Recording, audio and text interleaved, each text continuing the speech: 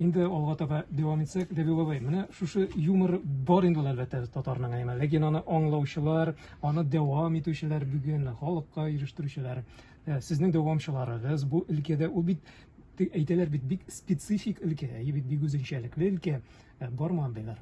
Сезнең үзегезнең укучыларыгыз. Юморны без гомумиләштереп алсак, юмор, татар юморы дип алсак, аның бит ул төрле жанрларга бүленгән. Аның пародия жанрлары бар әйме. Мин инде мәсәлән күбрәк шул пародия жанрына карый торганмындыр инде, пародия китаплары чыгарган кеше.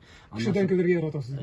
Кешедән дип аның иҗатыннан, күбрәк аның иҗатыннан инде язганнарына стимул биреп кешегә. Аннан балалар өчен шигырьләр бар инде, балалар өчен юмор шигырьләре бар. Бу инде безнең Шәүкәт абый Галиевләрдән, Барый Рәхмәтләрдән килә торган теге шаян юмор дип әйтик инде.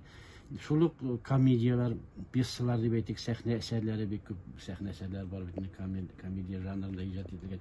Гомумән алганда ул татар юморы бар. Менә аларны чынлап та өйрәнүче, тәкъдим итүче, ничектер пропагандалаучы дип әйтим инде бик юк. Менә Камил Кәримнең үзе сатирик, үзе юморист язучыбыз бар. Камилнең әйткәне бар. Мин юморны аңлатып язган бик зур бер әйбер язып ятам, хезмәт дигән иде. Менә мин шуны көтәм инде. Кайчан уларны безнең кулыбызга ирештерер, мөгаен тәгаләп тә килә торгандыр. Менә шунда бер зур хезмәтендә шушыны татар юморы турында язам дигән иде. Чынлап та менә шуны күрсәтеп бирүчеләр булса бик әйбәт булыр иде. Яхшы.